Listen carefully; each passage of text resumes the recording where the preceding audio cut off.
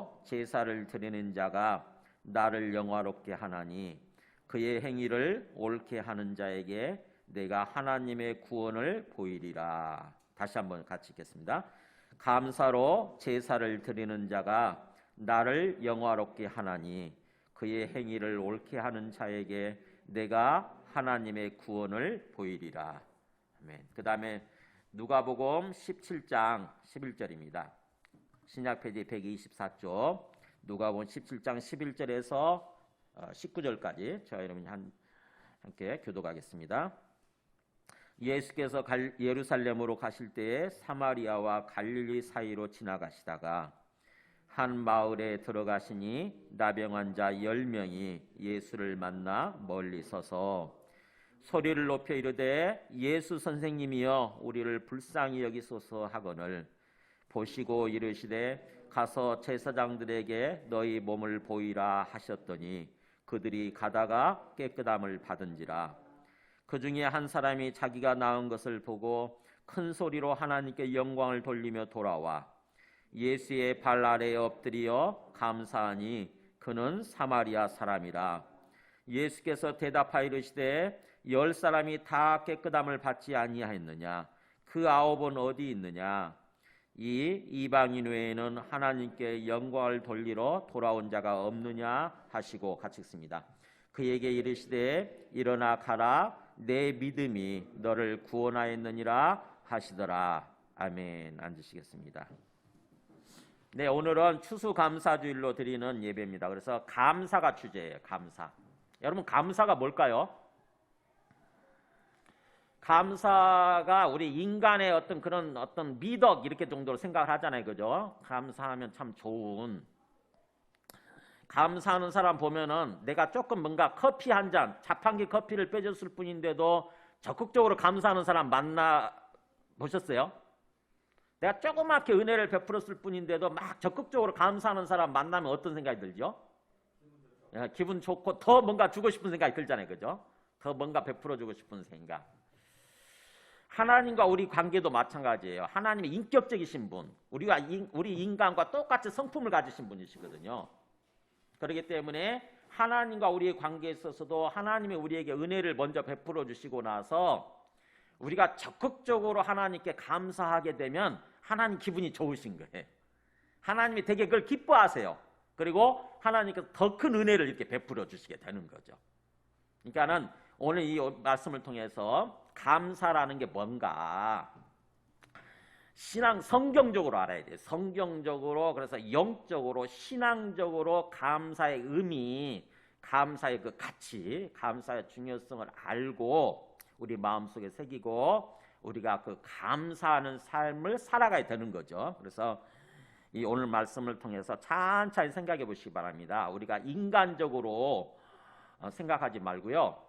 하나님이 감사를 얼마나 중요시 여기시는지, 하나님이 감사를 어떻게 생각하시는지, 우리가 하나님께 나아가서 감사할 때 하나님이 그것을 어떻게 받아들이시는지 하나님의 관점에서 생각할 줄 알아야 돼요. 우리 예수 믿는 사람들은. 그래서 오늘 말씀을 나누기 전에 먼저 감사가 얼마나 중요한지, 감사가 얼마나 힘이 있는지 연세대 교수라는 사람이 과학적으로, 학문적으로 감사를 이렇게 연구해서 텔레비전에 나와서 이렇게 한 게 있어요. 강의한 게 있어요. 한번 좀 보시기 바랍니다. 주제가 감사의 힘이에요.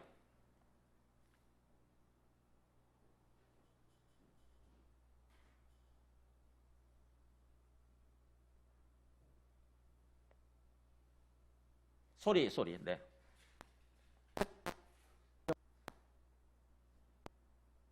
선을 살짝 좀 잘 이렇게 조정해 보세요.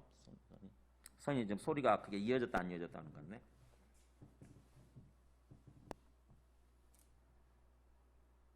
처음부터 보여주세요.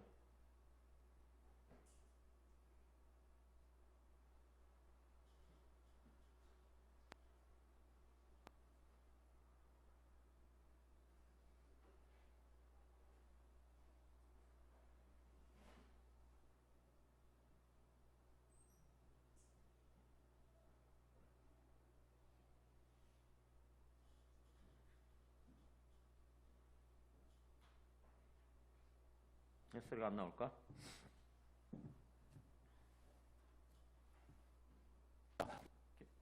마음은 심장에 있다고 그랬잖아요. 그게 많이 맞다고 얘기하는 거예요. 다시 말해서 심장은 최근 심장학이라고 있습니다. 심장학은 뭐냐면요. 이 심장이요. 마치 뇌처럼 독립적인 판단도 하고 여기 세포 덩어리가 반 이상 있습니다. 원래 예전부터 마음은 심장에 있다고 그랬잖아요. 그게 많이 맞다고 얘기하는 거예요. 다시 말해서 심장은 그냥 뇌에서 내려오는 신호를 이렇게 명령만 받는 게 아니라 여기서 명령을 주기도 하고 서로 이 관계를 맺기도 해요. 여기서 발견된 게요. 사람들은 이렇게 생각을 했습니다. 여러분 잘 생각해 보세요. 자, 어떤 사람이 막 두려움에 떨거나 막 화를 내거나 스트레스 받으면 어떻게 하죠? 자, 이리 오세요. 편안하게 앉으시고 자, 바닷가에 누워있다고 생각하시고 몸에 힘 빼시고 이런 명상을 시켰습니다. 그래서 명상을 시켜서 이렇게 보면 사람의 마음이 많이 차분히 가라앉는다는 것이 발견됐어요. 그런데 최근에 불과 몇 년 전에 한 10년 이내입니다. 어떠한 명상이나 어떠한 즐거운 생각보다 사람의 마음을, 사람의 몸을, 심장을, 호흡을, 모든 신체 기능을 완벽하게 아름답게 만들어주는 그런 훈련이 있다. 그게 바로 뭐냐? 감사하는 마음을 갖는 겁니다. 인간은 기본적으로 내가 향유하는 모든 것에 대해서 감사해야 됩니다. 이건 의무이면서요. 감사하는 건 의무이면서 또 권리예요. 감사해야 내가 이렇게 신체적으로 완벽해지니까. 어떻게 완벽해지느냐?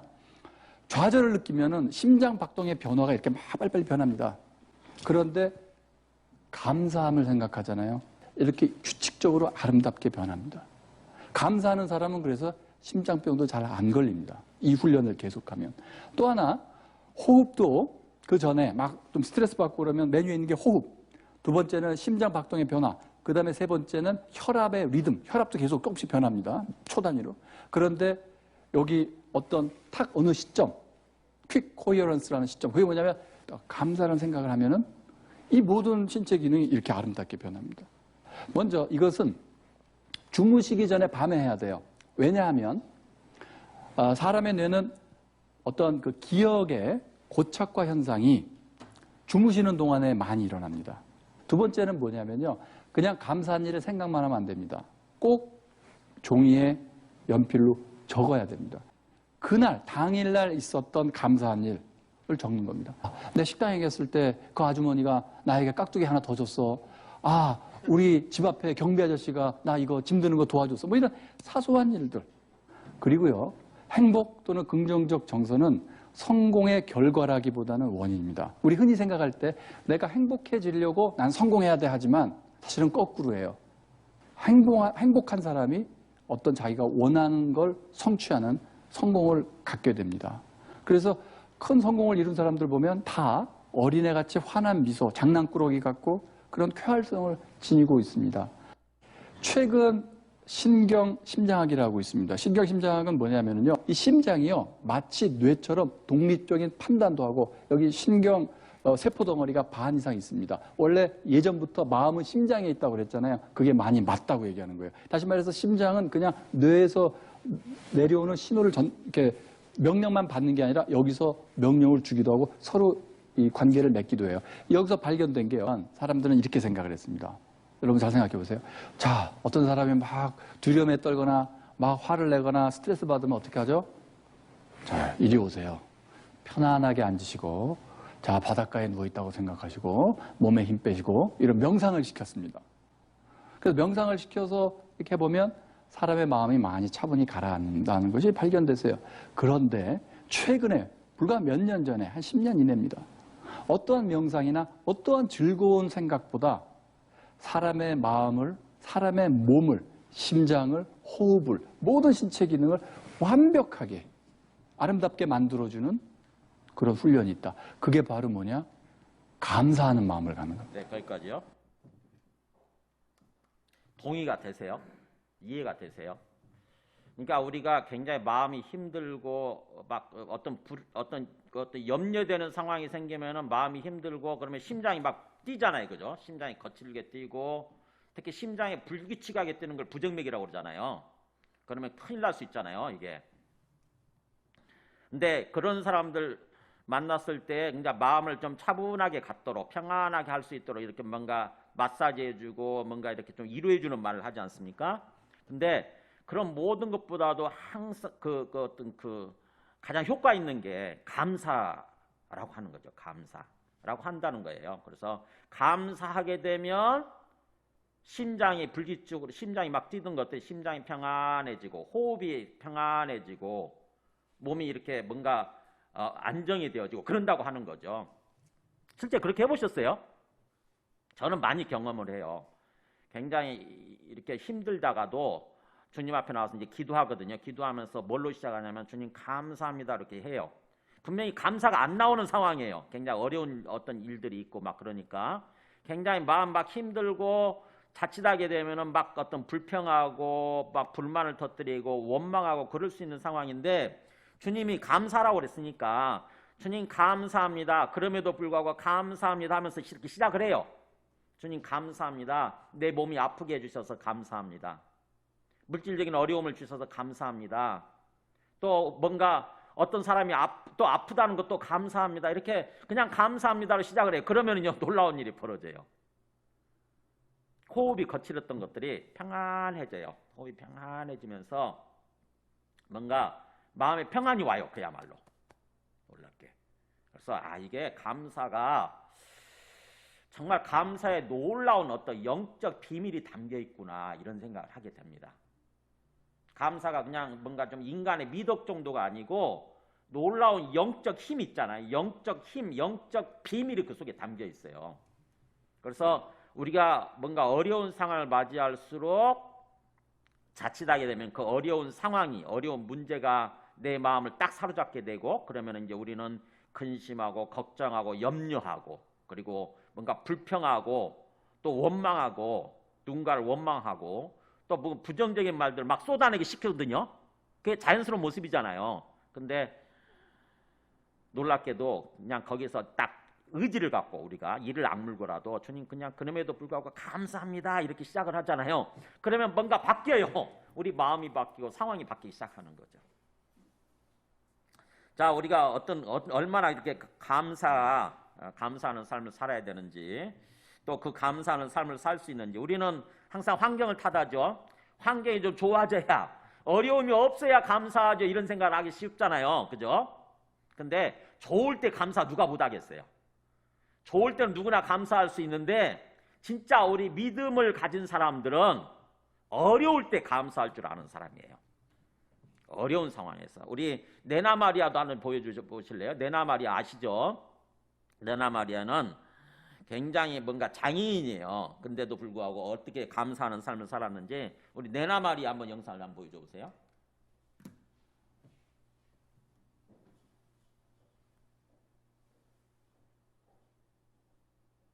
를 소개해드릴까 합니다. 여러분 레나 마리아를 만나보시죠. 노래를 들어보겠습니다. I sing because I'm so thankful for what life has given me. And I believe that all of us people are very precious. I believe that God has created each one of us for a special purpose and for a special reason. Maybe sometimes we miss things in life, and sometimes we don't have everything. I don't have any arms, but I have a voice that I can sing with. And it doesn't matter, even if you don't have money, or if you don't have knowledge, or even if you don't have a perfect body, you still have something that is important for the people around you.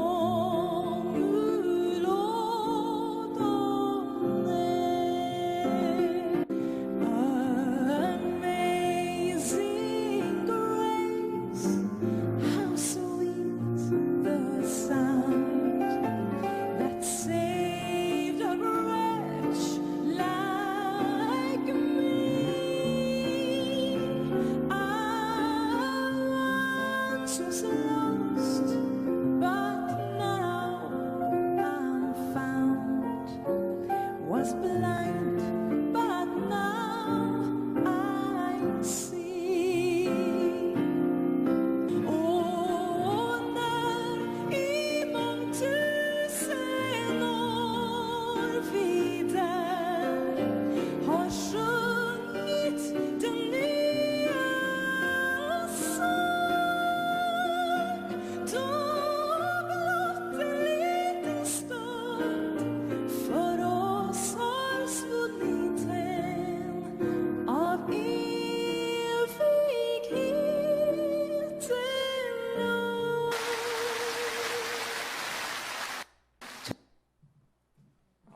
두 팔이 없고 한쪽 팔이 없어요. 한쪽 다리가 없어요. 근데 수영하지요. 또 피아노도 치지요. 십자수도 놓지요. 운전도 안 되잖아요. 운전도. 그러면서 그런 것들은 다 중요하지 않다고 얘기를 하잖아요. 그 이렇게 뭔가 돈이 없는 거, 이렇게 몸이 뭔가 한쪽이 없는 거 이런 게 그런 거 중요하지 않다고 하나님께 감사하는 마음으로 산다고 이렇게 얘기를 하잖아요. 참 굉장히 많은 걸 생각하게 만들고 우리로 하여금 깊이 이렇게 좀 깨닫게 만들지요. 우리는 모든 게 채워져야, 그죠? 모든 게 채워져야 넘치도록 풍성하게 채워져야 감사할 수 있다고 생각을 하는데 사실은 감사는 우리 마음의 문제죠. 우리 마음의 문제예요. 그래서 마음속에 결심하고 하나님 말씀에 순종해서 감사해야 되겠다라고 생각하면 감사할 수 있는 거예요. 그잖아요. 하나님 감사합니다 할 수 있잖아요. 그러면은 거기서부터 풀리기 시작하는 거죠. 오히려 오늘 말씀이 그렇습니다. 오늘 말씀 한번 보세요. 누가복음 17장 보면은 자 11절에 예수님께서 예루살렘으로 이제 가실 때에 예루살렘으로 가신다고 하는 것은 지금 3년간의 공생애가 끝나갈 시점이에요. 3년간의 공생애가 끝날 때 예수님의 공생애의 최종 클라이막스가 뭐죠? 예수님이 3년 동안 공생이니까 사역자로서 사신 거예요. 하나님의 복음을 전하는, 하나님을 전하는 어떤 사역자로서 3년 동안 이렇게 사셨는데 그 3년간의 공생의 최종 클라이막스 절정이 뭐냐면은 십자가에서 죽으신 거예요. 십자가에서 죽으신과 3일 만에 부활하신 사건.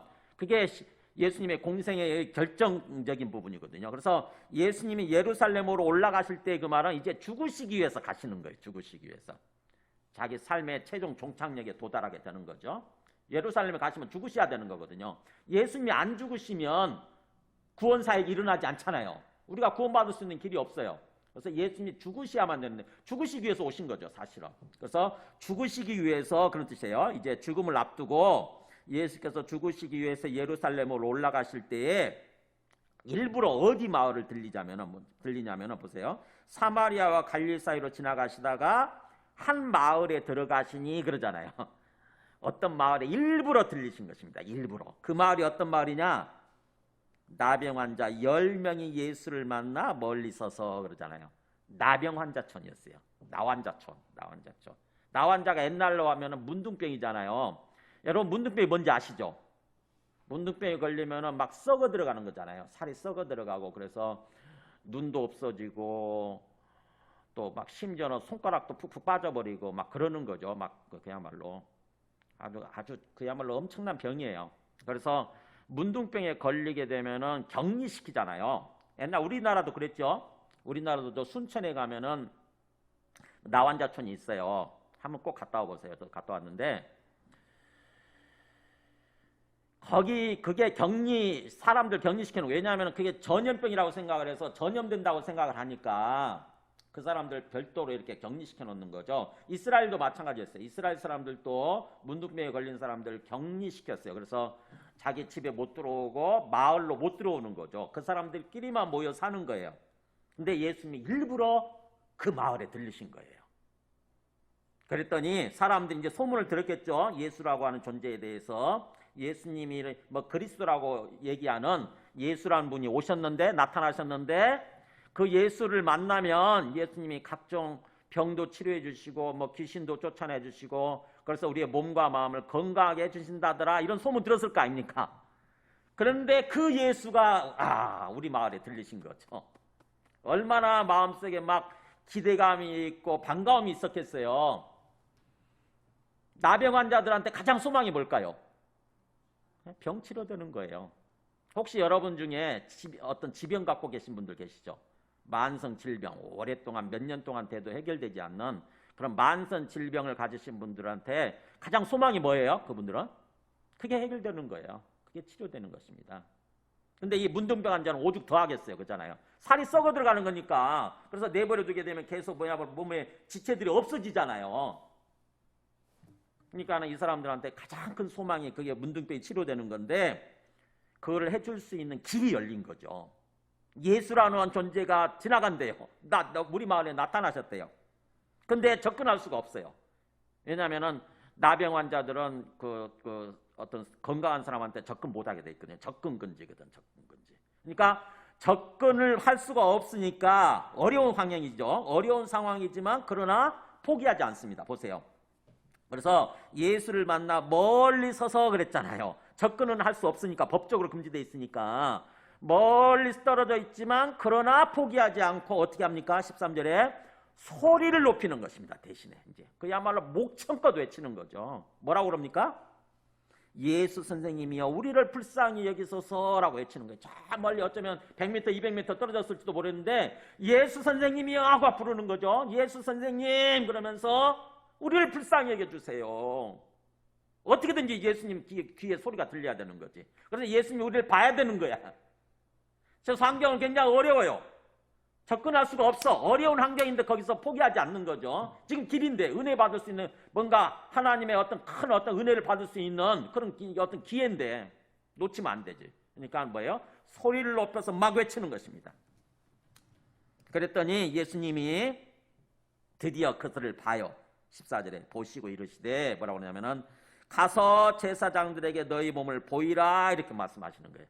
그 10명의 나환자들을 향해서 가서 제사장들에게 가서 너희들한테 너희들의 몸을 보여줘 이렇게 말씀하시는 거죠. 이게 무슨 말일까요? 왜 몸을 지금 치료해 주시는 게 아니고 지금 나환자들이 원하는 거는 그냥 그 병이 치료되는 거잖아요. 근데 병을 치료해 주시는 게 아니라 뭔가 엉뚱한 듯한 말씀을 하시는 거죠. 제사장들한테 가서 너희 몸을 보여주라 이렇게 말씀하시는 거예요. 이게 무슨 말이냐면은 레위기 14장을 보면은 레위기 14장 보여줘 보실래요? 레위기 14장 2절에 보면은 성경에 보면은 레위기의 나병 환자에 대해서 집중적으로 다루는 부분이 있어요. 그 말씀이 나오는데 레위기 14장 보여주세요. 14장 2절 여기 보면은 보세요. 나병 환자가 정결하게 되는 날에 규례는 이러하니 곧 그 사람을 제사장에게로 데려갈 것이요 제사장은 진영에서 나가 진찰할지니 이렇게 돼 있어요. 그러니까 나병 환자가 나병에 걸렸다가 혹시 치료될 수 있지 않습니까? 치료되면은 다시 우리 집으로 들어올 수 있고 마을로 들어올 수 있잖아요. 근데 그 나병이 치료됐다고 하는 그거를 누가 확인해 줘야 되느냐? 제사장이 확인해 주는 거예요. 그 마을의 가장 어른이 제사장이거든요. 그래서 제사장이 나병 환자가 치료됐다고 하는 것을 이렇게 오면은 이게 확인해 가지고 진짜 이 사람이 완치가 됐는지 치료됐는지를 확인시켜 주는 거예요. 선언해 주는 것입니다. 그러면 그 사람은 이제 집으로 들어가고 마을로 들어가서 정상적인 삶을 살 수 있어요. 그래서 그 맥락에서 예수님이 말씀하시는 거예요.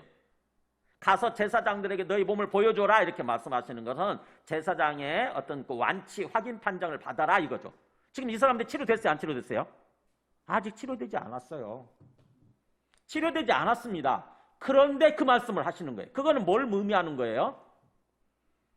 너희들이 내 말을 믿고 순종하고 걸어가면 제사장한테 가면 어떻게 된다는 얘기예요? 그 과정에서 치료될 거다라고 하는 얘기죠. 완치가 될 거다. 깨끗 치료가 될 거다. 즉 다시 말하면 예수님의 말씀을 곧이곧대로 받아들이는 믿음을 요구하시는 거예요. 믿음은 순종이에요. 예수님 말씀에 순종하는 게 믿음이거든요. 그러니까 주님은 우리한테 은혜를 베푸시면서 항상 우리한테 기대하시는 게 뭐냐면 진정한 믿음을 원하세요. 주님께서 우리에게 은혜를 베풀어 주시잖아요. 근데 그 은혜를 베풀어 주시면서 우리한테 정말 우리의 자발적인 어떤 마음에서 우러나오는 우리의 의지로 행동하는 그걸 믿음을 요구하신다고. 우리한테 믿음이 없으면 우리가 주님의 은혜를 받아들이지 못해요. 주님께서 베풀어 주신 은혜가 내 것이 되지 못합니다. 그래서 주님께서 우리를 구원해 주시기 위해서 십자가에서 죽으셨잖아요. 그 주님께서 모든 사람을 향해서 베풀어 주신 은혜예요. 자기 생명을 바쳐서 우리가 구원받을 수 있는 길을 열어주신 거죠. 근데 그거를 우리가 받아들이지 않으면, 믿음을 가지고 받아들이지 않으면은 그 은혜가 내 거가 되지 못하는 거예요. 그래서 주님께서는 우리에게 은혜, 그 은혜라고 하는 거저 주는 거잖아요. 거저 이렇게 뭔가 베풀어 주시면서 은혜를 주시려고 하면서 우리한테 믿음을 요구하시는 거죠. 이 사람들한테 너희들이 믿음을 가지고 순종해라 이거죠. 이 사람들이 그런 믿음이 있었던 것 같아요. 놀랍게도 이 10명의 나환자들이 진짜 믿음이 있었나 봐요. 그랬더니 그들이 가다가 그랬잖아요. 14절 끝에 그 주님이 그렇게 가서 제사장들에게 너희 몸을 보여줘라 그렇게 말씀하셨더니 그 나병 환자 10명이 진짜 순종을 해요. 예수님 말씀대로 우리가 가면은 치료된다는 얘기구나. 그래서 순종을 하면서 가요. 진짜 가다가 놀랍게도 깨끗함을 입어요. 그러니까 다 치료가 된 거예요. 엄청난 일이 벌어진 거죠. 생각해 보세요. 얼마나 그 마음에 가장 수건이었을 거 아닙니까? 근데 놀랍게도 그 수건이 해결된 거죠. 숙제가 해결된 거예요. 몸이 깨끗함을 받은 거예요. 그래서 예수님께서는 항상 우리에게 은혜를 베풀어 주시려고 하시면서 기본적으로 뭔가 우리에게 믿음을 요구하시고 또 뭔가 적극적인 태도를 요구하신다고 하는 거죠. 이 사람들이 지금 10명의 나환자들이 어려운 환경이지만 예수님한테 가까이 가서 만질 수도 없고 뭔가 접근할 수도 없는 어려운 환경인데 굴복하지 않고 적극적으로 나아가지 않습니까? 막 소리를 질러서 외치잖아요. 성경은요 그거를 요구하세요. 우리들한테. 우리가 주님으로부터 뭔가 은혜를 받아야 되는데 그 은혜를 받기 위해서는 우리한테 적극적인 태도를 요구하세요. 적극적인 태도가 필요해요. 성경에 한번 하는 군데 볼까요? 마태복음 20장에 보면은 성경에 그런 얘기가 많이 나옵니다. 마태복음 20장 여기 보세요. 여기도 보면은 맹인 두 사람이 길가에 앉아 있다가 예수께서 지나가신다 하는 소문을 들은 거죠. 맹인한테 숙제가 뭐겠어요? 눈 뜨는 거겠죠, 당연히. 그죠? 우리가 조금 질병 정도가 아니지 맹인이면은 그잖아요. 가장 큰 수건이 뭐겠어요? 여러분 생각해 보세요. 우리가 갑자기 맹인이 됐다고 생각해 보세요. 우리들한테 가장 큰 수건은 눈 뜨는 거잖아요. 근데 그거를 해주실 수 있는 예수님이 지나가신다는 듣고 소리를 지릅니다. 이 맹인들이 들어야 되니까 예수님이 들으라고 소리를 지르면서 뭐라고 하냐면은 주여 우리를 불쌍히 여기소서 다윗의 자손이여 이렇게 얘기하는 거예요. 주님 우리를 불쌍히 여겨서 눈 좀 뜨게 해주세요. 눈 좀 치료해 주세요. 그랬더니 옆에 사람들이 그걸 방해해요. 무리가 꾸짖어 잠잠하라. 옆에 있는 사람들이 장님이랍시고 무시하는 거지. 조용 좀 하라고. 왜 소리를 막 지르냐고. 가만히 있으라고 그러는 거죠. 이게 어려운 환경이죠. 항상 이렇게 보면은 우리가 주님의 은혜를 받기 위해서 주님 앞에 나아갈 때 항상 이렇게 방해 공작이 일어나요. 여러분 아세요? 항상 방해 공작이 일어납니다. 사탄도 가만히 있지 않거든요. 사탄도 한가롭게 놀고 있지 않아요. 어떻게든지 예수님을 못 만나게 만들어야 돼. 예수님으로부터 은혜를 받지 못하게 만들어야 돼. 그래서 자꾸 방해를 한다고. 하필이면 예배드리러 가려고 그러면은 누구한테 전화가 와가지고 오늘 예배드리러 가지 말라고. 오늘 우리 만나자고. 이런 전화가 온다거나. 뭔가 그 집에서 뭔가 다락방에 모여가지고 사람들 모여서 예배드리려고 그러면 꼭 그 시간에 또 전화가 오지. 다른 전화가 와가지고 또 방해해요. 그게 뭐냐면 사탄의 공작이에요. 사실은요. 근데 우리는 그걸 모르고 덜컥덜컥 그 전화를 받아가지고 결국은 예배를 못 드리잖아요. 그러면은 주님으로부터 은혜를 받을 수 있는 기회를 놓치게 되는 거죠. 그래서 사탄의 방해 공작에 대해서 우리도 꿰뚫어 보고 있어야 돼요. 그걸 간파하고 사탄이 방해하네. 아니나 다를까 딱 정말 절묘한 시점에 또 사탄이 이렇게 방해하는구나 이런 생각을 깨닫고 우리는 그것을 이겨내야 돼요. 전화 그냥 울리자마자 꺼버려야 되는 거야. 전화 꺼버리고 이 시간에는 내가 무조건 주님 만나는 게 우선이다. 주님으로부터 은혜를 받는 게 우선이다 이렇게 생각을 하고 딱 해버려야 사탄이 더 이상 어떤 공격을 못하게 되는 거예요. 방해를 못하게 되는 거예요. 근데 우리는 영적으로 무지하면은 어두운 상태에 있으면은 사탄의 방해 공작 전혀 못하고 중요한 사람이 전화했네. 하필 이 중요한 시점에 또 부동산 업자가 내한테 이거 부동산 중요한 물건 있나 보다. 그래가지고 전화 받고. 그런 사람들 있잖아요. 그러면은 주님의 은혜를 받지 못하는 거예요. 그래서 여기도 그렇잖아요. 지금 무리가 막 꾸짖어 방해한 때 이 사람들은, 맹인들은 그걸 포기하지 않습니다. 거기에 굴복하지 않고 어떻게 합니까? 더욱 소리질러 이르되 그러잖아요. 더 적극적으로 나아가는 거예요. 더 악착같이 의지를 가지고 나는 주님을 만나야 돼. 이 시간 어떤 일이 있어도 내가 주님 만나야만 돼. 주님으로부터 은혜를 받아야만 돼. 그랬더니 주님이 이들을 만나주시고 이 맹인들을 치료해 주시게 돼요. 그래서 우리가 주님 앞에 나아갈 때 항상 주님과의 관계에 있어서 끊임없이 어떻게 보면 영적 싸움이지. 사탄과의 끊임없는 어둠의 세력과의 그 끊임없는 영적 싸움이에요. 우리는요. 혹시 우리가 주님을 만날 수 있는 어떤 기회를 차단하려고 뭔가 자꾸 방해 공작이 일어나게 되면 거기에 굴복해버리면 끝납니다. 우리 삶이 끝나요. 그래서 절대로 굴복하지 마시고 어떤 일이 있어도 주님을 만나는 거, 주님께 예배드리는 거, 또 주님으로부터 은혜를 받는 것이 가장 우선순위라고 하는 생각을 가지고 나아가야 돼요. 그래야 우리 삶이 해결이 되어지고 참으로 주님의 은혜가 충만한 그런 삶을 살아가게 되는 거죠. 지금 주님께서는 그런 모습을 보여주는 거예요. 이 나병 환자 10명을 통해서. 그래서 모두가 다 그렇게 주님 앞에 적극적으로 나와서 예수님을 부르는 바람에 은혜를 받지요. 그래서 그들이 주님 말씀에 순종해서 걸어갔더니 모두가 다 깨끗함을 받은 거예요. 자, 기본적으로 은혜를 받은 거예요. 이렇게 기본적으로. 우리 모두는 기본적으로 은혜를 받고 있는 사람들이에요. 사실은 우리 지금 1년 동안 어려운 상황에 있었지만 그래도 이렇게 굶어 죽지 않고 먹을 거, 마실 거 이렇게 어떤 채워줬고 또 길가에서 얼어 죽지 않고 입을 거 채워주셨잖아요. 기본적인 거 채워주신 거 이게 주님으로부터 은혜 받은 거예요. 기본적으로. 오늘날까지 우리가 이렇게 존속할 수 살아있게 된 게 사실은 주님으로부터 은혜 받은 거예요. 그리고 더군다나 우리 지금 예수 믿고 있는 사람들은 기본적으로 주님의 은혜를 받아서 구원받은 거예요. 은혜를 받은 것입니다. 그러면은 그 은혜를 받은 다음에 우리의 태도가 어떠해야 되느냐 하는 거예요. 은혜를 받은 다음에 그 다음에 또 문제예요. 오늘 말씀 보세요. 15절에 보면은 그렇게 다 10명이 다 치료를 받았는데 그 다음에 좀 달라지죠. 15절에 보면은 그 중에 한 사람이 자기가 나은 것을 보고 큰 소리로 하나님께 영광을 돌리며 돌아와 예수의 발 아래 엎드려 감사하니 그는 사마리아 사람이라. 자, 10명이 다 은혜를 받고 치료를 받았는데 한 명만 하나님의 그 은혜에 대해서 주님이 부어주신 은혜에 대해서 반응을 보이는 거예요. 한 명만 딱. 9명은 다 사라져 버렸어요. 우리가 그런 말 하잖아요. 들어갈 때 다르고 나올 때 다르다고. 이 9명은 자기가 필요할 때는 막 예수님을 간절히 찾고 막 그랬다가 그 문제가 해결되니까 몸이 치료되니까 언제 그랬냐는 듯이 싹 무시하고 자기 갈 길 가버린 거지. 근데 한 명은 달랐어요. 그 10명 중에 한 명은 자기가 나은 것을 딱 확인하고 정말 내 나병이 치료됐네. 내 문제가 해결됐네. 이대로 있으면 안 되지. 어떻게 해요? 큰 소리로 하나님께 영광을 돌리면서 돌아왔다고 그랬죠. 큰 소리로 하나님 감사합니다. 그러면서 온 거죠. 하나님 감사합니다. 하나님이 내게 내 문제를 해결해 주셨습니다. 내 나병을 치료해 주셨습니다. 하나님 감사합니다 하면서 큰 소리로 하나님께 영광을 돌리면서 그게 하나님께 감사하고 하나님을 찬송하는 거예요. 감사, 찬송이 같은 말이에요. 원래.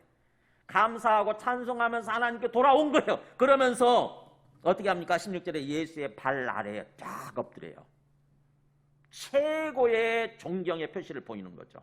예수의 발 아래에 완전히 엎드려서 얼굴을 박는 거예요. 땅에 박고 감사하는 거예요. 감사. 예수님 감사합니다. 예수님 감사합니다. 근데 그는 놀랍게도 유대인이 아니라 사마리아 사람이라고 얘기를 하죠. 사마리아 사람. 사마리아 사람은 유대인들한테는 이방인이거든요. 유대인들은 되게 좀 자존심이 강하고 자부심이 강한 사람들이에요. 굉장히 뭔가 좀 하나님이 우리를 선택하셨다 이런 생각을 하다 보니까 우리는 선민이다 이런 생각을 하다 보니까 되게 굉장히 교만하고 막 그런 사람들이죠. 그러면서 이방인들에 대해서는 되게 무시하는 사람들이에요. 특히 사마리아 사람은 같은 유대인 출신이지만 그 사람들은 피가 섞인 사람들이거든요. 아수르가 그 나라를 우리 평양에 위치해 있는 게 사마리아죠. 그 사마리아 땅을 점령하면서 피를 섞었어요. 그 사람들이 그 유대인들하고 같이 결혼하고 자식을 낳고 이렇게 돼버린 거예요. 그러니까 순수한 유대인 혈통이 아닌 거지. 그러다 보니까 순수한 유대인 혈통인 유대인들 입장에서는 저 사마리아 사람들은 저건 잡종인 거예요. 잡족이죠. 잡족 일종의. 그래서 되게 무시합니다. 상종도 안 했다라고 이렇게 나오잖아요. 우리 요한복음 4장 보면은 예수님이 사마리아 여인한테 물 좀 달라고 이렇게 말을 걸었더니 그 사마리아 여자가 그렇게 얘기하잖아요. 아니 당신은 유대인이면서 나에게 물 달라고 그럽니까?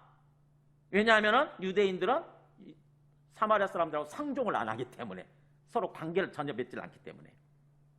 그만큼 이 사마리아 사람은 유대인들이 되게 무시하는 사람인데, 놀랍게도요, 유대인들은 그 하나님을 잘 알고 잘 믿는다고 하는 유대인들은 다 도망가 버리고, 사마리아 사람이 와서 감사하는 거예요. 하나님께 영광을 돌리면서. 그러면 하나님의 아들이신, 그래서 하나님이신 예수님 입장에서 한번 생각을 해보세요. 그 10명을 지금 보고 있잖아요. 10명을 자기가 다 치료해 준 거 알죠? 자기가 제사장들한테 가는 동안에 다 치료됐다고 하는 걸 아시는 거예요, 주님은. 그걸 작정하시고 그렇게 하셨으니까. 근데 9명은 다 도망가 버리고 사마리아 사람만 와서 감사하는 걸 보면서 예수님의 마음이 어떻겠어요? 여러분 한번 생각해 보세요. 내가 10명한테 뭔가 은혜를 베풀었어요. 근데 9명은 다 도망가 버리고 가장 그 중에 못난 사람인, 어떻게 보면은 가장 무시당하고 못난 사람인 그 사람만 와서 납작 엎드리면서 막 손을 잡으면서 너무 감사하다고 이 은혜를 어떻게 갚아야 되냐고 한다고 생각해 보세요. 지금 그런 현상이 좀 벌어진 거죠. 자, 예수님이 반응 보세요. 17절에 예수께서 대답하여 이르시되 10사람이 다 깨끗함을 받지 아니하였느냐? 그런데 그 9은 다 어디 갔느냐? 분명히 내가 10사람을 다 깨끗하게 해주지 않았느냐? 예수님은 알고 계신 거죠. 하나님의 아들로서 자기가 그렇게 치료해 줬다고 하는 거 알고 계시는 거예요. 근데 그 9은 다 어디 갔느냐? 그러면서 18절에 그러죠. 이 이방인 외에는 하나님께 영광을 돌리러 돌아온 자가 없느냐? 너무 마음이 아프신 거예요. 예수님의 마음이. 그 잘났다고 하는 예수님, 하나님을 잘 안다고 하는 유대인들은 다 어디 가버리고, 유대인들이 무시하는 이 이방인 사마리아 사람 혼자 이 사람만 와서 이렇게 하나님께 영광을 돌리고 감사한단 말이냐. 예수님의 마음이 너무너무 서글프고 너무 아픈 거죠. 다 그랬어야 되는데, 그죠? 다 그랬어야 하는데, 이게 왜냐면은 이걸 통해서 이 육체의 질병만 치료해 주는 게 끝이 아니니까. 주님은 기다리고 계셨거든요. 정말 이 사람들이 다 감사할 줄 알면 더 큰 은혜를 베풀어 주시기 위해서 기다리고 계셨는데 사람들 그걸 모르고 다 도망가 버린 거예요. 당장에 눈앞에 있는 문제만 해결되니까 다 도망가 버린 거죠. 그 사마리아 사람을 향해서 예수님이 뭐라고 선포하시나 보세요. 19절에 그에게 이르시되 일어나 가라, 너의 믿음이 너를 구원하였느니라. 사마리아 사람아, 이 사랑스러운 사마리아 사람아, 일어나서 평안히 이제 살아라, 그런 뜻이에요. 일어나서 이제 평안히 앞으로의 삶을, 정말 행복한 삶을 살아라, 그런 뜻입니다. 행복한 삶을 살아라. 왜냐하면 너의 믿음이 너를 구원했다, 이렇게 말씀하시는 것입니다. 너의 믿음이 너를 구원했다. 뭘 가지고 믿음이라고 하는 거예요? 감사한 것 가지고 얘기하는 거죠. 감사한 것 가지고. 받은 은혜에 대해서 하나님 앞에 나와서, 주님 앞에 나와서 이렇게 감사하니까 그것을 가지고 믿음이라고 표현하시면서 너의 믿음이 너를 구원했다. 자, 이러면 구원은 여기서 뭘까요? 분명히 기본적으로 이 사람들 다 치료받았잖아요. 육체의 질병이 치료됐는데 그것도 구원이죠. 육체적인 구원. 근데 주님이 여기서 말씀하는 구원은 뭐예요? 육체적인 질병의 치료에 끝나지 아니하고 영원히 구원받는 거예요. 이게 영원히. 전 삶이 구원받는 거예요. 삶 전체가 구원받는 거예요. 즉 영원히 구원받게 되면 이제 하나님과 함께 살게 되는 거죠. 하나님이 이 사람과 함께 살아주시는 거예요. 그러니까 하나님과 함께하는 삶을 살 수 있게 된 거예요. 그걸 지금 선포하시는 거예요. 그러니까 너는 육체의 질병 치유에 끝나지 아니하고 이제부터 너는 하나님과 함께 사는 삶이 시작된다. 즉 하나님이 너와 함께 살아주실 거다. 너의 인생길을 항상 동행하시면서 너를 지켜주고 너의 필요를 채워주고 너의 삶을 인도해 주시게 될 거다. 너는 이제 그런 삶을 살아라 라고 이렇게 선포해 주시는 거예요. 우리가 구원에 대해서 지난 시간에 얘기한 적이 있어요. 구원이라고 하는 것은 뭐예요?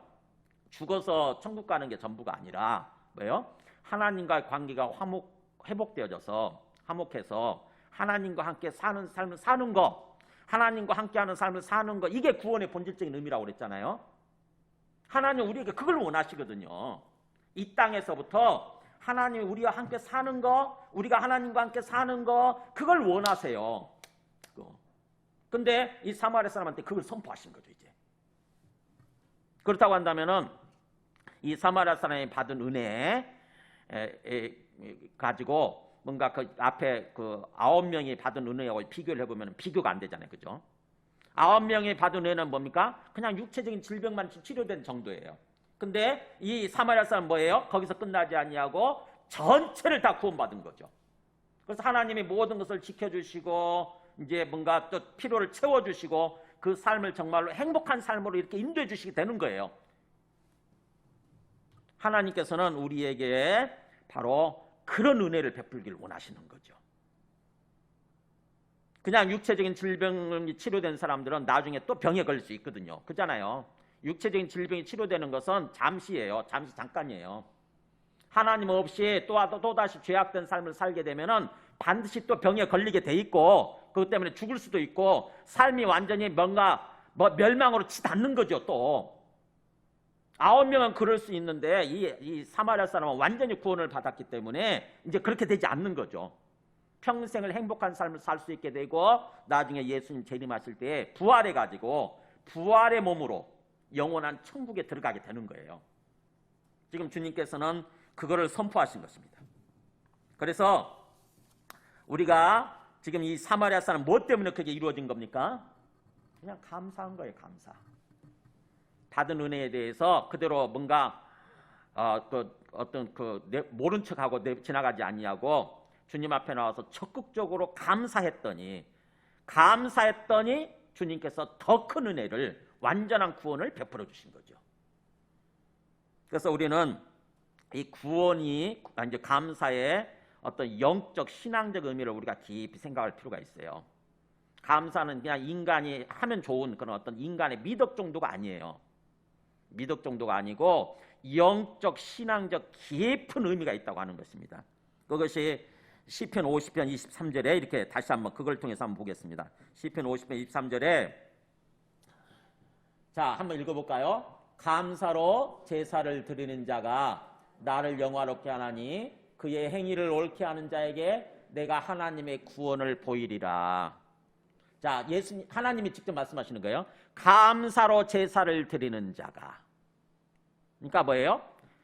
감사로라고 되어 있지만 사실은 감사 제사를 드리는 자가 이런 뜻입니다. 감사로, 제사는 예배죠. 감사로 예배 드리는 자 또는 감사 예배를 드리는 자, 이런 뜻이에요.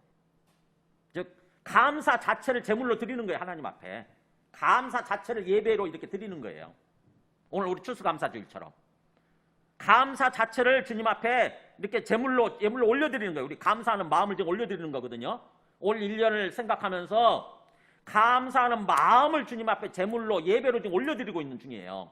그거예요. 감사로 제사를 드리는 자가, 얘기 나왔네. 감사로 제사를 드리는 자는 나를 영화롭게 한다. 이 나가 누구예요? 하나님. 하나님을 영화롭게 한다. 하나님을 영광스럽게 한다, 그런 뜻이에요. 이 영화롭게 한다는 말이 원래 원뜻은 뭐냐면 하나님을 존중한다는 뜻입니다. 하나님을 하나님으로서 존중하는 거, 이게 감사로 예배드리는 사람이래요. 그러니까 하나님을 하나님으로 인정한다는 거죠. 왜 감사가 그렇게 된 걸까요? 네, 우리 어떤 상황 속에서 우리의 모든 것을 놓고 하나님이 살아계시고 하나님이 이것을 채워주셨다라고 고백하는 거잖아요. 감사는, 그죠?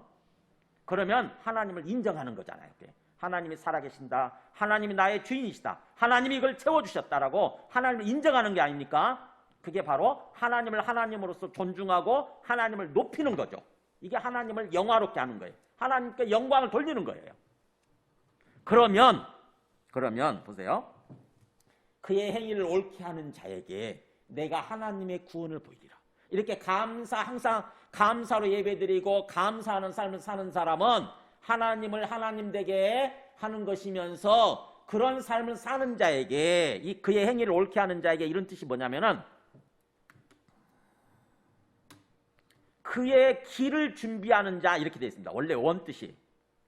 그러니까 구원받을 수 있는 구원의 그 길을 준비하는 거예요. 마음속에. 내가 하나님 구원을 더욱더 큰 은혜를 받기를 원합니다. 더 큰 구원을 받기를 원합니다라고 우리 마음을 준비하는 사람. 이게 그의 행위를 옳게 하는 자예요. 이게. 그러니까 감사하는 사람이죠. 감사하는 사람은 하나님으로부터 받을 은혜의 길을 준비하는 거라는 거죠. 마음에. 그런 사람에게 내가 하나님의 구원을 보이리라. 내가 하나님으로서 살아있는 하나님으로서 너희들한테 베풀어 줄 수 있는 은혜, 베풀어 줄 수 있는 구원이 뭔가를 너희들에게 보여주겠다라고 하는 거죠. 바로 오늘 이 말씀이 이 누가복음에 나오는 이 말씀 이런 모습인 거죠. 사마리아 사람이 감사했더니 하나님을 영화롭게 만든 거고, 그래서 예수님이 그렇게 말씀하셨죠. 하나님께 영광을 돌리러 돌아온 자 이렇게 표현하잖아요. 감사한 것을 가지고 하나님께 영광을 돌려 돌아온 자가 이 사람밖에 없느냐. 감사가 바로 하나님께 영광을 돌려드리는 거예요. 그러면서 뭐라고 하냐면 너의 믿음이 너를 구원하였느니라고 더 큰 은혜, 온전한 구원을 베풀어 주시는 거죠. 이 말씀도 그대로죠. 그의 행위를 옳게 하는 자에게, 그의 길을 준비하는 자에게 내가 하나님으로서 하나님의 구원을 베풀어 주리라. 왜요? 영혼 구원, 뭐 육체의 질병 정도가 치료되는 게 아니라 육체의 질병 치료, 그 다음에 우리의 문제 해결, 우리의 삶의 형통, 우리 가정이 행복한 가정으로 세워지는 거, 우리 자녀가 하나님의 사람으로 세워지는 거, 하나님께 귀하게 쓰임받는 복된 삶을 살아가도 세워지는 거, 이 모든 게 구원이거든요. 하나님께서 우리에게 베풀어 줄 수 있는 은혜고 구원이에요. 그런 삶을 주시겠다고 하는 거죠. 그런 삶이 이루어지게 되는 거예요. 그래서 성경은 감사가 너무너무 중요하기 때문에 단순한 인간의 미덕 정도가 아니고 바로 구원의 길인 거죠. 구원의 길. 어떻게 보면은 구원의 길. 그렇기 때문에 이 감사에 대해서 성경은 굉장히 강조를 많이 해요. 한번 볼까요? 우리가 로마서 1장 21절 보면, 네, 여기 보세요. 여기 보면은 인간의 죄에 대해서 얘기를 하면서 사도 바울이 로마서 이거 같이 한번 지나간 적 있어요. 인간의 죄에 대해서 얘기를 하면서 이렇게 얘기해요. 그들이 하나님을 알되 하나님을 영화롭게도 아니하며 감사하지도 아니하고.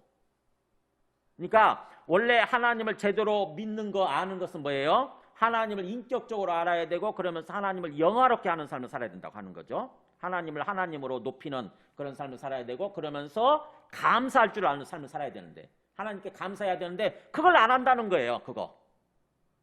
하나님을 모르거니와 인격적으로 모르거니와 하나님을 안다고 하면서도, 그래서 하나님 믿는다고 하면서도 하나님을 영화롭게 할 생각이 전혀 없고, 삶의 목표가 그게 아니에요. 하나님을 영화롭게 하는 그게 아니고 그냥 하나님 같은 거 무시하고 어떻게 보면 하나님을 도구로 사용하는 거지.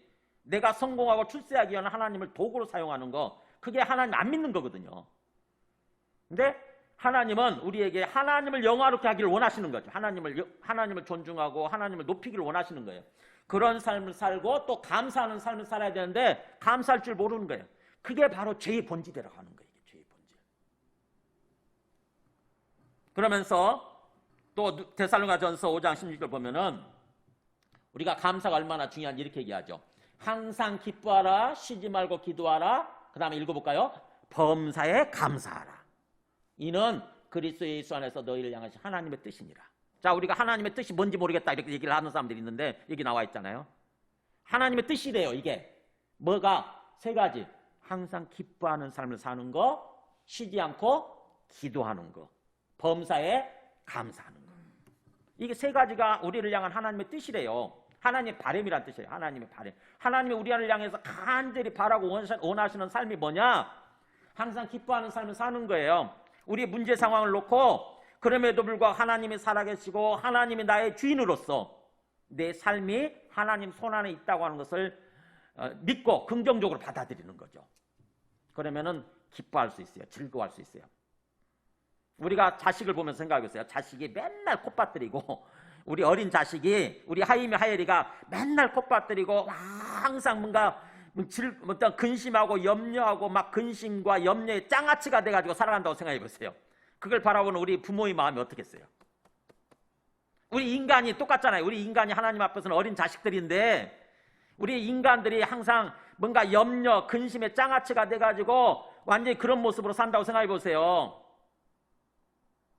주님이 기쁘지 않죠. 그죠?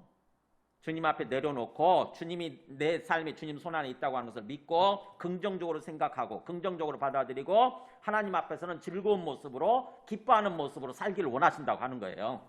그래서 항상 기뻐하는 삶, 즐거워하는 삶, 그 다음에 또 항상 쉬지 않고 기도하는 삶. 기도는 간구가 아니고 기본적으로 교제하는 거예요. 주님 앞에 와서 교제하는 거. 주님과 대화하는 거예요.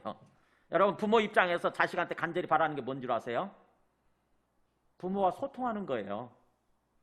부모와 이것저것 시시콜콜한 것도 다 얘기하면서 서로 막 이렇게 주고받는 거, 대화하는 거. 그러면 부모가 그 아이의 마음도 알고 그 아이의 필요도 알고 더욱더 채워주게 되잖아요.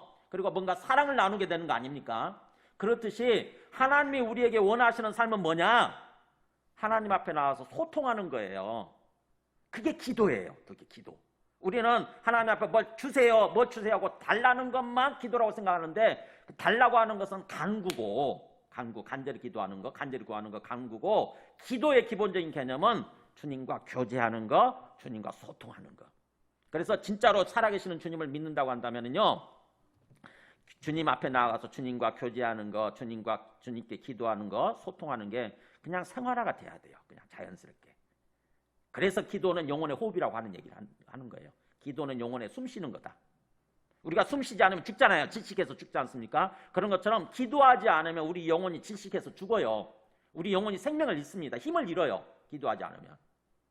근데 마음껏 자유롭게 하는 게 막 호흡을 하고 숨을 쉬면은 우리 뭔가 몸이 건강해지듯이 우리 영혼이 주님 앞에 와서 기도하면서 그래서 영혼이 호흡을 하게 되면은 우리 영혼이 건강해지게 되는 거죠. 하나님은 그런 삶을 원하시는 거예요. 그 다음에 마지막에 뭐예요? 범사에 감사하는 거. 범사는 모든 일에 그런 뜻이잖아요. 모든 일에 감사해라. 좋은 일 있을 때만 감사하지 말고, 좋은 일은 누가 감사 안 하겠어요. 물론 안 하는 사람도 있지만 좋은 일 있을 때도, 좋은 일 받았을 때도 싹 씻고 입 싹 씻고 모른 척하는 사람도 있긴 하지만 기본적으로는 좋은 걸 받으면 되게 감사하죠. 아이고 감사합니다 하죠. 근데 주님은 우리에게 원하시는 것은 뭐예요? 좋은 일에만 감사하지 말고 안 좋은 일이 있을 때도 감사하라 이거예요.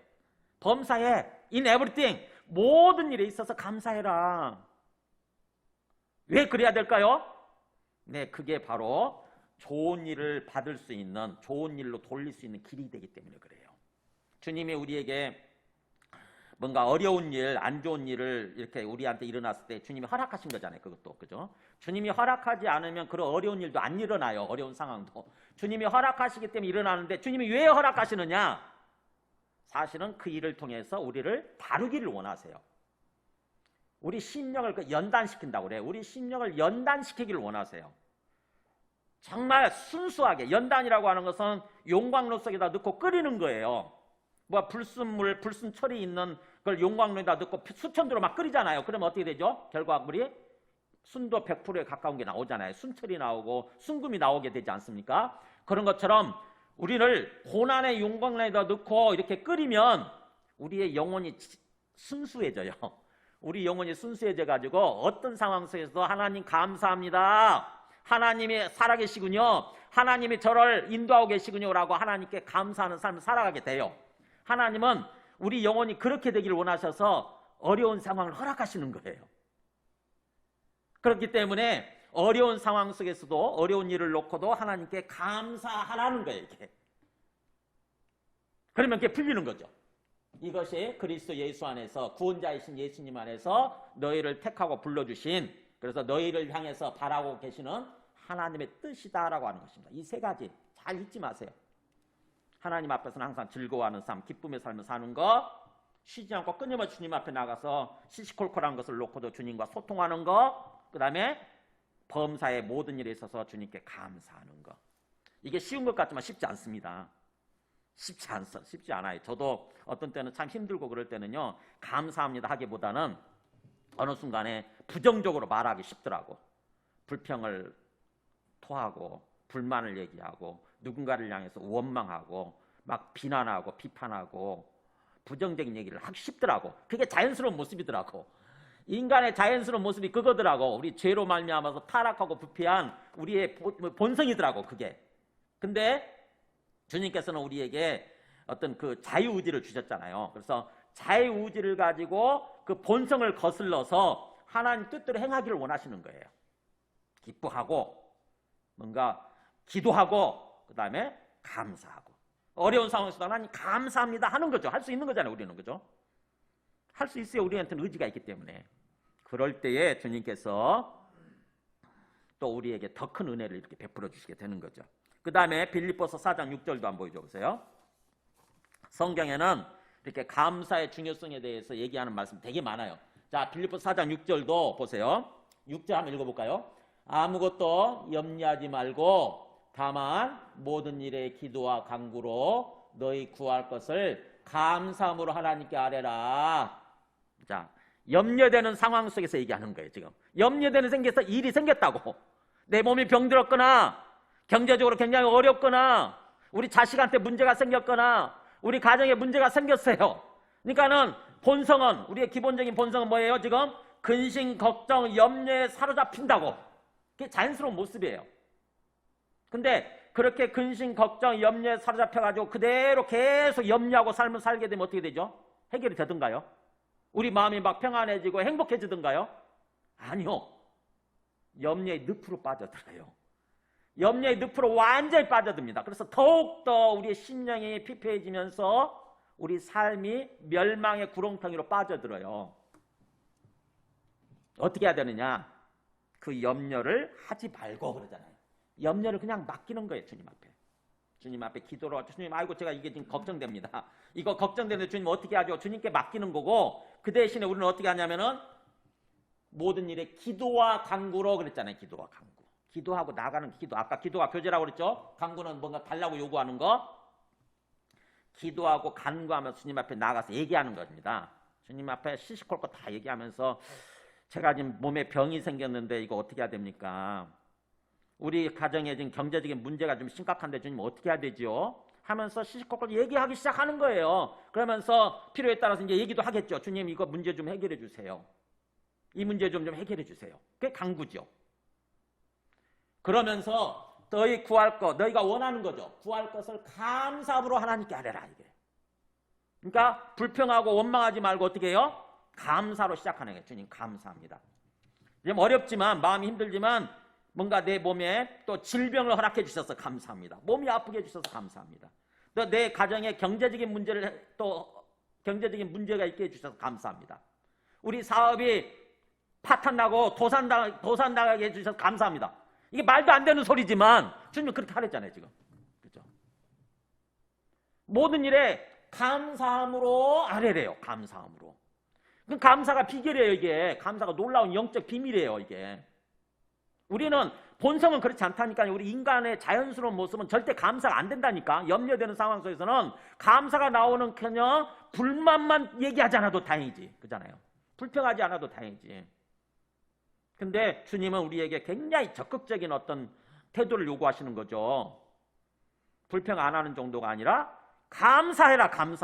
감사하면서 시작해라고 하는 거죠. 감사하면서 기도해라. 그러면 보세요. 그러면 어떤 일이 벌어지느냐? 그리하면 모든 지각에 뛰어난 하나님의 평강이 그리스도 예수 안에서 너희 마음과 생각을 지키시리라.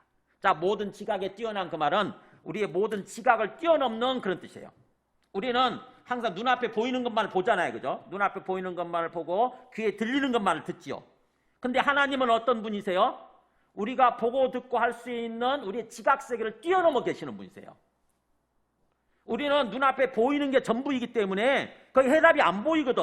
해결책이 안 보이니까 근심하고 걱정하고 염려한다고. 근데 주님은 전체를 다 보고 계시잖아요. 영적 세계, 보이지 않는 영적 세계까지 다 보고 계시지 않습니까? 그러니까 어디에 해답이 있는지를 아시잖아요. 우리가 그렇게 기도하고 간구했을 때 주님께서 성령을 통해서 우리의 마음 가운데 역사해 주시게 되면은 우리 마음이 이상하게 편안해지는 거예요. 문제 해결이 시작이 되는 거죠. 주님 앞에 기도하고 간구했더니, 감사함으로 나아갔더니 하나님의 성령을 통해서 우리의 마음을 딱 붙잡고 이제 우리의 삶을 인도해 가시기 시작하는 거죠. 그게 첫 출발 신호가 뭐냐면 평안이에요. 평안. 하나님 주시는 평안. 아직 문제는 하나도 해결되지 않았어. 아직은 하나도. 내 몸이 치료됐다거나 내 경제적인 문제가 해결됐다거나 내 자녀의 문제가 해결됐다거나 이게 해결되지 아직 않았어요. 하나도 안 됐는데 이상하게 내 마음에 평안이 온다고. 그리고 나서 시간이 지난 다음에 쫙 보면은 시간이 지난 다음에 딱 뒤를 돌아보면은 주님께서 그 문제를 해결해 주셨다고 하는 것을 알게 돼요. 그리고 그 문제의 과정을 통해서 나를 다루고 계셨구나. 나를 연단시키고 계셨구나. 그래서 그 문제를 허락해 주신 주님이 감사하게 되는 거예요. 그게 욥의 욥기가 내용이 그거예요. 욥은 얼마나 고난을 당했습니까? 그렇잖아요. 우리가 당할 수 없는 고난을 욥은 몇 배로 당했다고. 인간이 당할 수 있는 최고의 고난을 당한 거예요. 이해할 수 없는 고난. 동방에서 제일 높이 가는 부자였는데 제일 큰 부자였죠. 근데 하루아침에 재산 다 잃잖아요. 하루아침에 재산 다 잃었다고. 거기서 끝나지 않고 7명의 남자아이들, 3명의 여자아이들, 10명의 자식이 있었는데 그 자식도 다 잃어요. 생각해보세요. 자식 하나만 잃어도 어떻게 할 수 없는데, 어떻게 할 줄 모르는데 자식 10명을 잃었다고 하면 생각해보세요. 거기서 끝나지 않았어요. 욥은 건강까지 잃는다고. 건강까지 다 잃고요. 진짜 그야말로 죽지 못해서 사는 어떤 상태가 돼버려요. 하나님이 허락하시죠. 그렇게. 근데 그 기간을 지난 다음에 굉장히 한순간 보면은 욥도 뭔가 불평하고 원망하는 순간도 있긴 하죠. 하나님 왜 나를 태어나게 하셨습니까? 그러면서 이렇게 할 바에는 하나님 저를 차라리 태어나지 말게 하시지. 왜 나에게 생명을 주시고 태어나게 하신 다음에 이런 고난을 허락하십니까? 왜 이런 삶을 살게 하십니까? 하면서 하나님을 향해서 원망을 할 때도 있지만 시간이 지난 다음에 그가 깨닫게 돼요. 전에는 하나님에 대해서 귀로 듣는 신앙, 그냥 머리로 아는 신앙이었는데 이제는 내가 주님을 배움나이다 이렇게 고백을 해요. 마지막 부분에서 욥기 42장 마지막 부분에서 이제는 내가 주님을 눈으로 배움나이다. 정말 인격적으로 실제적으로 주님을 알고 주님과 교제하는 그런 신앙의 상태로, 그런 영혼의 상태로 바뀐 거예요. 고난을 통해서 연단이 된 거죠. 그리고 나서 주님은 다 채워주세요. 이제 경제적인 것도 2배로 채워주시고 자식도 다 채워주시고 다 회복시켜주세요. 그래서 어떤 상황 속에서도 우리는 우리의 처한 상황을 주님의 관점에서 볼 수 있어야 돼요. 주님의 관점. 우리 인간적인 관점에서 바라보고 그래서 불평하고 원망하고 이런 삶을 사는 것이 아니라 주님의 관점에서 바라보고 주님의 관점에서 생각할 줄 알아야 돼요. 그러면서 우리가 감사하는 거죠. 감사. 어떤 상황 속에서 주님 감사합니다. 그 감사가 우리가 뭔가 더 큰 은혜를 받을 수 있는 길, 그래서 주님 안에서 행복한 삶을 살아갈 수 있는 어떤 마스터키예요. 마스터키. 어떻게 보면은 진짜 그렇더라고. 굉장히 힘든 상황일수록, 어렵고 힘든 상황일수록 주님 앞에 나와서 시시콜콜 대화하면서 주님 감사합니다 해보세요. 주님 감사합니다. 정말 놀라운 일이 벌어진다니까요. 우리 마음이 바뀌기 시작하고 우리 생각이 바뀌기 시작하고 그러면서 시간이 지나면서 우리 상황이 바뀌기 시작해요. 문제 상황이 뭔가 바뀌기 자꾸 시작해. 뭔가 변화가 있기 시작해요. 그러면서 우리의 어떤 사람들과의 관계도 바뀌기 시작하고, 그래서 사람들이 나를 방해하는 사람들이 아니라 나를 도와주는 그런 사람들로 이렇게 어떤 관계가 바뀌기 시작하고, 그러면서 우리 삶이 전반적으로 뭔가 은혜가 넘치는 삶, 정말 행복한 복된 삶으로 이렇게 세워지게 되는 거예요. 그래서 뭔가 좀 감사를 그냥 한 번 하고 마는, 어쩌다 한 번 하고 마는 그런 정도가 아니고, 오늘만 이렇게 추수감사주일을 맞이해서 오늘 하루만 생각하는 것이 아니라 감사가 인격화되고 생활화되려고 한번 노력해 보시기 바랍니다. 감사가 인격화되고 생활화되는 쪽으로 한번 노력해 보세요. 그래서 조그만 일에도 감사가 하나도 안 느껴지는데도 불구하고, 그건 감정의 문제니까 안 느껴지는데도 불구하고 감사합니다라고 얘기를 해보세요. 하나님께 감사합니다라고 고백을 하고 사람들 앞에서도 조금이라도 뭔가 은혜를 받았으면은 아이고 감사합니다 이렇게 얘기하는 거예요. 감사합니다. 1년 동안 저를 지켜봐 주시고 저를 위해서 기도해 주셔서 감사합니다. 감사합니다. 자꾸 해보세요. 한번 옆에 사람들한테. 우리 배우자 간에도 부부 간에도 한번 해보세요. 자꾸 감사합니다. 입만 열면 감사합니다 해보세요. 어떻게 바뀌나 보세요. 아마 반찬이 달라지게 될 거예요. 반찬이 달라지게 되고, 아내 같으면 남편이 갖다 주는 용돈이 달라지게 되고, 뭔가 달라지게 될 거야. 뭐 내가 조금밖에 해준 게 없는데 자꾸 감사합니다 그러네 저 사람이. 자꾸 감사합니다. 그러니까 뭐예요? 미안해서라도 그 마음이 너무 또 이뻐서 뭔가 자꾸 더 베풀어주고 싶게 되는 거죠. 모든 인격적인 관계가 다 그렇거든요. 주님께서는 우리에게 그렇게 뭔가 감사가 인격화되고 생활화된 그런 삶을 살기를 원하시는 거예요. 특히 우리 삶이 힘들고 어려울수록 자연스러운 것은 어떤 불평하고 원망하는 건데 그 불평을 입을 꾹 닫고 불평이 나오려고 할 때 입을 꾹 닫고 감사합니다로 하는 거예요. 감사합니다. 주님 감사합니다. 감사합니다. 누구누구 감사합니다. 이렇게. 그러면서 삶이 어떻게 바뀌는가를 한번 경험해 보시기 바랍니다. 우리가 지금 상황이 우리가 예수 믿고 지금 구원받은 사람들은 우리 삶의 상황이 어디라고 그랬죠? 광야라고 그랬어요. 광야. 이미와 아직 사이 있는. 이미 구원받았지만 아직 구원의 완성에는 이르지 못하는 상태 광야 기간이라고 그랬습니다. 우리 인생은 광야예요. 이 땅에서 신앙생활하는 우리의 인생은 지금 광야를 통과하고 있는 거예요. 이 광야에서 가장 중요한 게 뭐냐? 살아계신 하나님을 절대적으로 믿고 하나님이 원하시는 삶을 사는 거예요. 한번 우리 그 구원받은 삶, 그거 예수 믿고 구원받음의 과정 한번 보여줘 보실래요?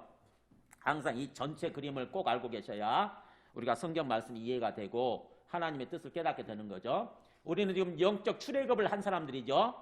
죄를 용서받고 의롭게 되어서 이제 하나님의 통치를 받고 하나님 나라의 삶을 시작한 사람들이에요. 지금 현재. 하나님이 통치하시는 삶, 하나님 나라의 삶을 시작했죠. 그 다음에 우리는 지금 현재 어디 있냐면은 광야에 있어요. 이 광야라고 하는 것은 주님과 동행하는 기간인데 살아계신 주님을 인격적으로 실제적으로 믿고 기도로 주님과 교제하면서 주님과 동행하는 삶을 살아야 돼요. 이 광야일수록.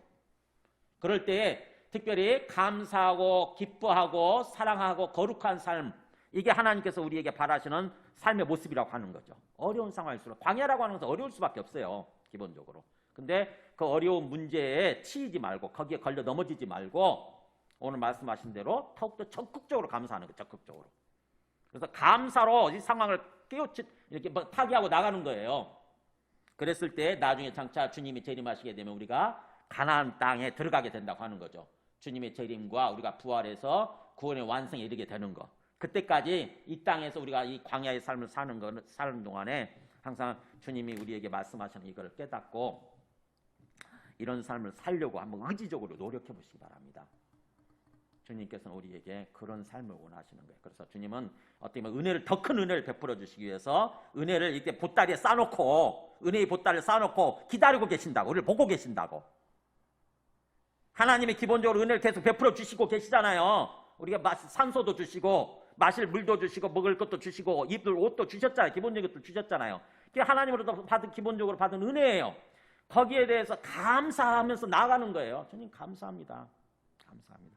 그럴 때 주님은 은혜의 보따리를 풀으시는 거죠. 애따 받으라 그러면서 더 큰 은혜를 지금 주려고 하시는 거예요. 주님의 뜻을 찬찬히 생각해 보시기 바랍니다. 우리 함께 찬송하고 잠깐 기도하겠습니다. 찬송가 301장